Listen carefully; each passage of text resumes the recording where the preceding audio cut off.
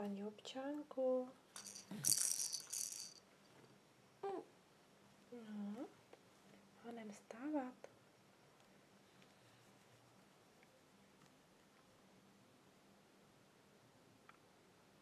Gogo. Vstávat, honem, vstávat. Ahoj.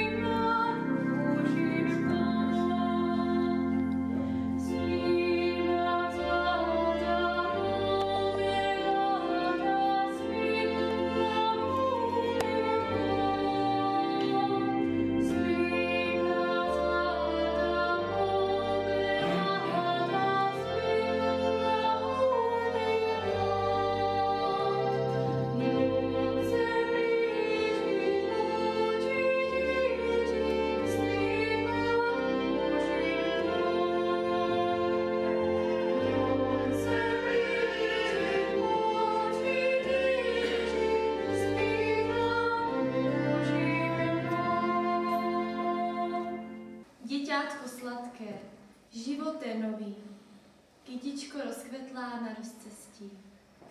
V náručí mačině bezpečně dřímá, sen hýbá ve spánku očka malá. Celé si podobné koupětí růže, co v letním slunci rozkvétala.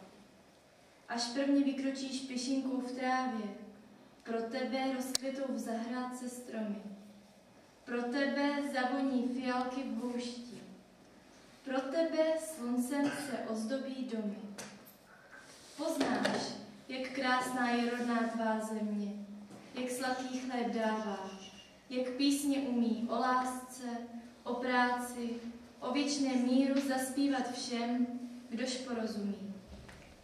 Nad tebou bude bdít matčino srdce, bude tě chránit a učit tě znát, že život krásný je, když všichni lidé štěstí si společně jdou dobývat. Vítám tě na svět, děťátko malé, a tátova pýcho a mámino štěstí. Děťátko sladké, život je nový, kytičko rozkvetlá na rozcestí. Vítání dětí do života představila přítomné rodiče a jejich děti. Rozálie Bubeníková, Ellen Drápalová a Nikola Novotná. Vážení rodiče, milí hosté, pozvali jsme vás do obřadní síně, abychom slavnostně zapsali vaše děti do pamětní knihy našeho města a abychom je přivítali jako naše nové občánky našeho města. Maminko moje, ty jsi láska sama, tvá náruč voní jako jablíčko. Jak je mi dobře, když mě k sobě vyneš a říkáš mi, ty moje sluníčko.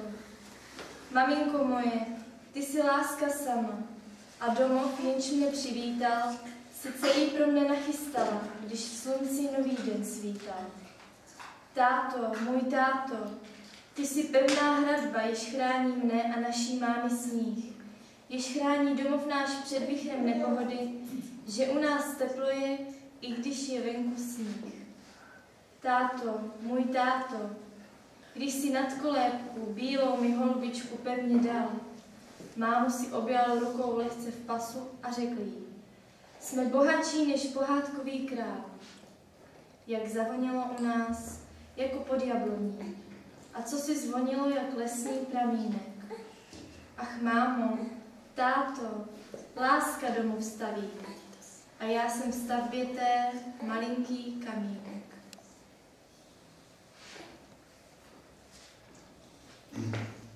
Dovolte, abychom tuto slavnostní chvíli prožili s vámi a vašimi blízkými, neboť narození v lidském životě je tím nejkrásnějším okamžikem pro matku, otce a celou rodinu, ale také pro národ a celou společnost. Chci vám blahopřát k narození vašich dětí a zároveň vám poděkovat. Máte v náručí děťátko, dali jste mu život a tím na sebe vzali odpovědnost za to, jaký člověk z něho bude. Vy, rodiče, budete jeho prvním svému děti vzešlým vzorem a příkladem. Dítě bude opakovat vaše slova, napodobovat vaše činy. Proto se snažte, aby pod vlivem vaší péče a lásky v hřejivém prostředí domova se všechny vaše dobré vlastnosti vytvářely i u vašich dětí. Výchova spočívá především ve vašich rukou. Je to zejména matka, jejíž ruce o dítě láskyplně pečují. Neobchozujte své děti o pohlazení a dobré slovo.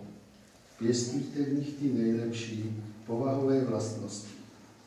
Pozbuzujte u dětí touhu po vzdělání a vědomí. Učte úctě ke stáří, ohleduplnosti, výsledkům práce jiných. Buďte svým dětem rádci a učiteli.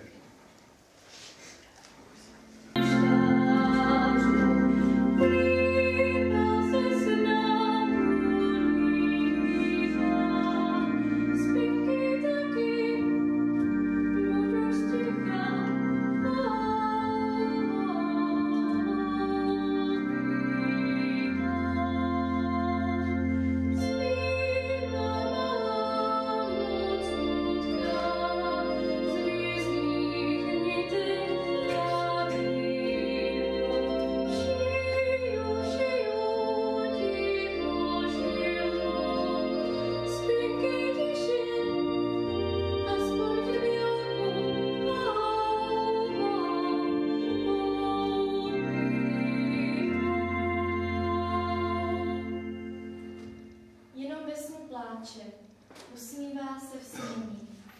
Ještě nezná přání ani vzpomínky.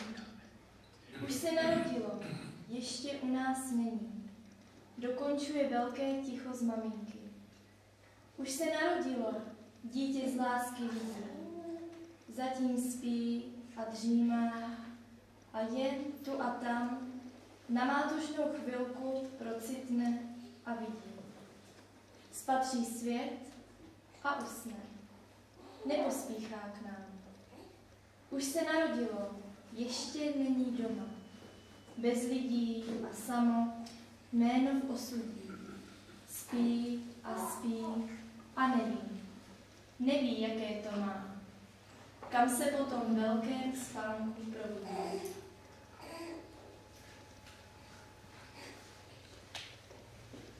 Cesta, po které povedete své děti, bude dlouhá a nevždy snadná. Budou na ní místa prohřátá štěstím, ale i místa úzkosti a bolesti. Čerpejte z těchto slunných, abyste se snadněji mohli přenést přes nezdary a potíže, kterou výchova dětí někdy přináší.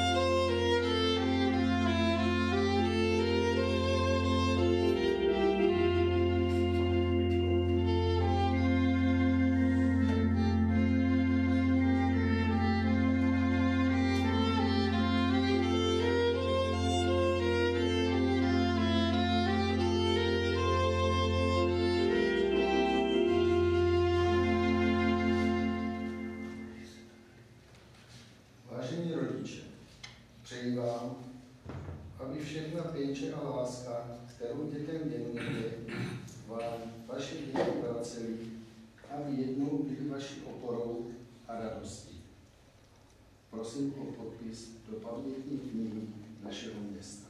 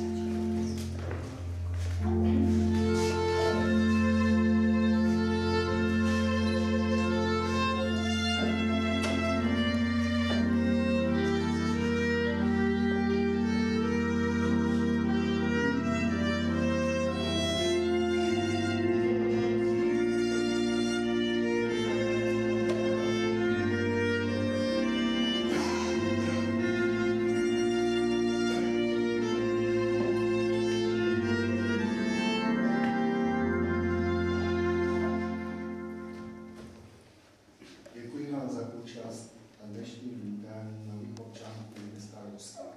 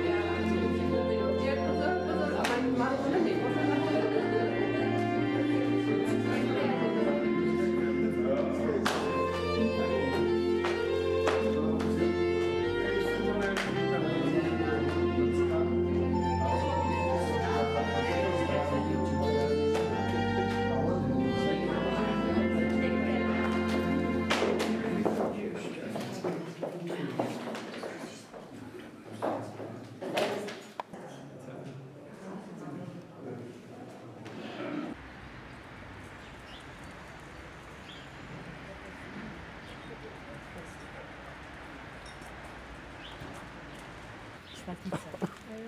Taky osima, jo. Hodně.